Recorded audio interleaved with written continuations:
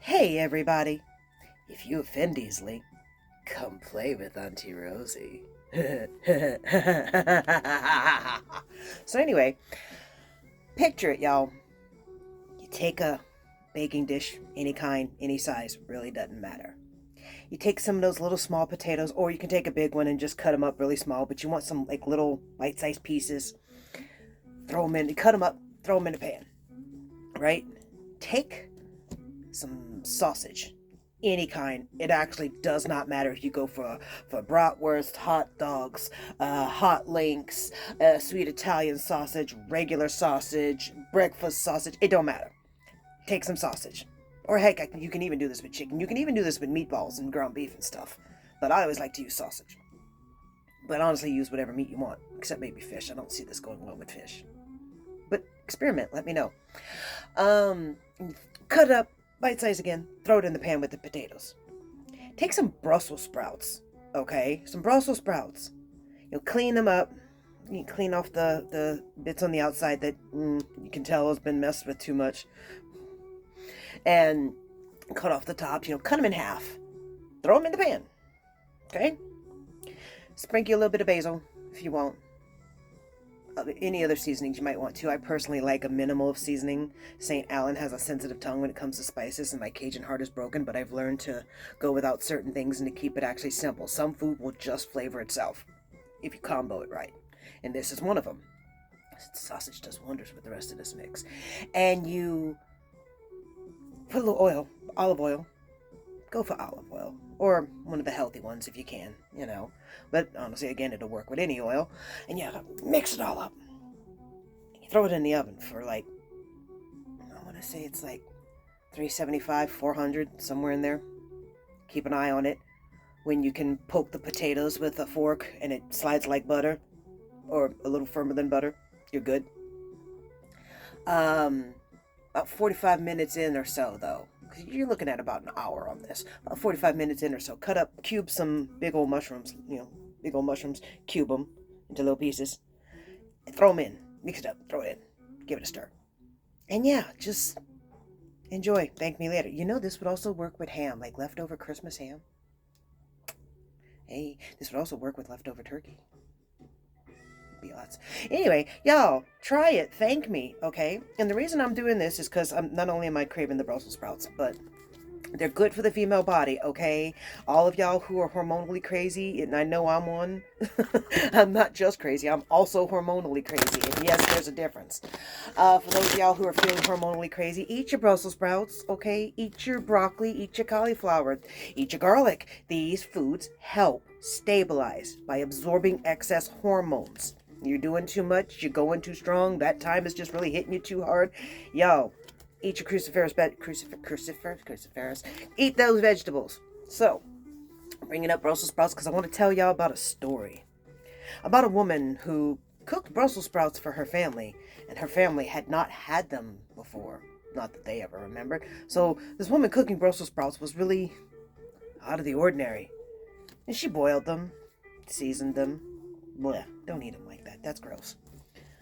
Better to roast them. But she, her daughter is enjoying them. Eating them up. I'm actually really liking them. They have a weird taste, but you don't get that taste when you just simply throw them in the oven dry like that. Okay? But, I'm enjoying them. And she looks at me and she goes, stop. And I pause. She goes, take one. Put it in your mouth, real slow. Now I want you to crunch down. Now, don't you feel like you just ate a baby's brain? Y'all, my mom had this sense of humor. I didn't touch Brussels sprouts again until over 20 years later. I know, I look good for my age. Over 20 years later, before I touched Brussels sprouts again. And, I love them to this day, but she traumatized me with that stuff, and she did that to us. The woman messed with us. The woman was a prankster. I can say whatever I want about my childhood, but the one thing I am grateful for is that I got the sense of humor. Like, she had a sense of humor that I loved her sense of humor. I remember it's my brother's job to feed the dog.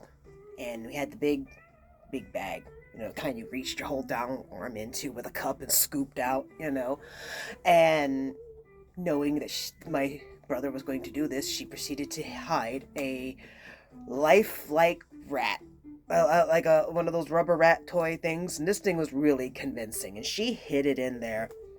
And when he reached his arm in and found a rubber rat, or well, what he thought was a real one, let's just say the dog food went in one direction, he went in the other, and and she did stuff like that to us.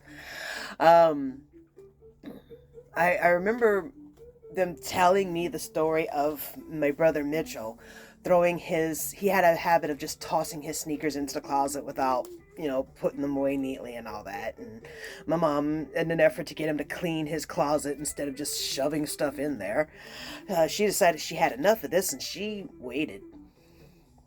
And when he came home from school, he looked around. He didn't see mom anywhere. He's like, all right. And he opens the closet door to throw his shoes in, and she comes leaping out at him. Because she did stuff like that to us. Actually, we all kind of did stuff like that to each other, too. Like, I had, for the longest time growing up, a bad habit of falling for April Fool's pranks, especially when my next oldest brother, because I had two brothers. There's Stormy, and then there was one between me and Stormy. And he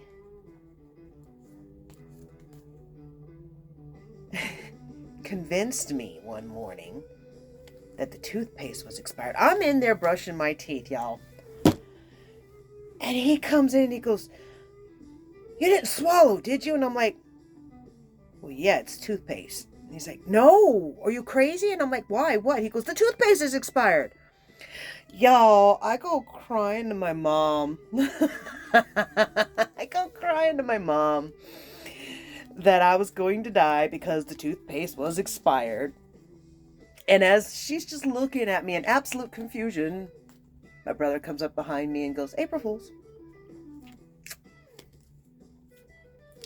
Yeah, we messed with each other a lot. My brothers would tell me the story. Now, I don't quite remember this. I'm not sure if I do, or I don't know if it's maybe them implanting the memory in me, if that makes sense.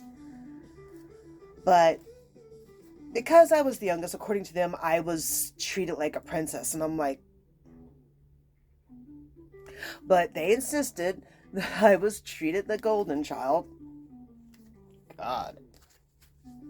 And so that there were cupcakes. Now, I remember the damn cupcakes. I do remember the cupcakes.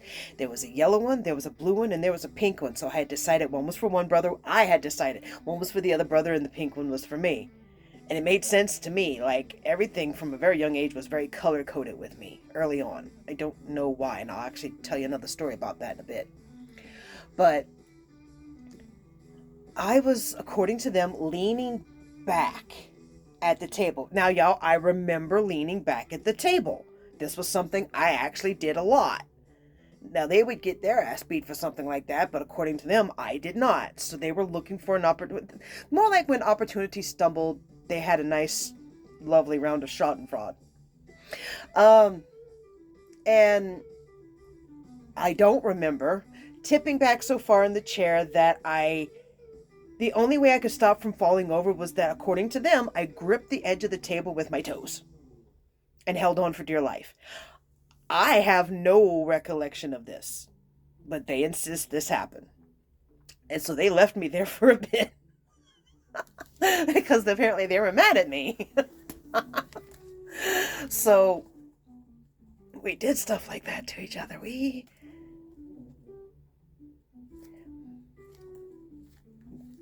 My first...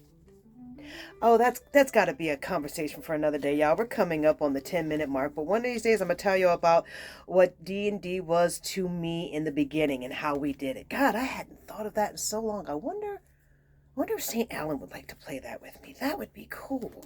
God, I wonder if my D&D group would like to play that with me. I'm going to have to get into that in another video. Y'all, if y'all ever want to know where my sense of humor came from, just remember, my brother looked at my mom after the Brussels sprout incident. And he said, how many did you eat? You know, she's like, oh, don't you feel like you just ate a baby's brain? He's like, how many did you eat? She goes, 5 or 6. You know I hate kids. Well-known fact, but anyway, let's get a reading, y'all. I think next session I'm going to have to tell y'all about original D&D. Oh, Wheel of Fortune. Things are starting to move again. The wheel is starting to turn. We're starting to go in a new vibration. And you know, I kind of actually feel that just a little bit. Just a teensy little bit. High Priestess in reverse. Okay, so I'm not being as receptive spiritually. I might want to actually have a sit down and talk with my deities. I was actually thinking about that right before this video, that I haven't really mentioned them much. And other than keeping things in order for them, I have not actually stepped up and did any. I'm overdue a ritual, a big old party for the deities, and that's basically what I do. Is I throw a party for the deities and have all their favorite stuff and invite people over, and we all say hey and have a drink and play music, because I have playlists for all the deities too. You know, they each have their own music, and I haven't done that in a while. I should. 6 of Wands. See, we've been getting that one a lot lately. That the gathering of resources, the going on to the next thing, being ready, getting ready for that rainy day type thing.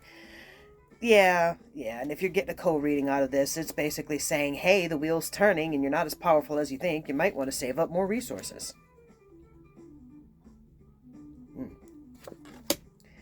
9 of Swords in reverse. Now you see, I'm gonna flip this one right side up, because I've always liked the Cat People Tarot's depiction of this one, because it talks about some of the swords are up, some of the swords are down. He looks down at the swords who have fallen, and these are his fallen comrades. This is a guy who's reflecting that there's no winner in war.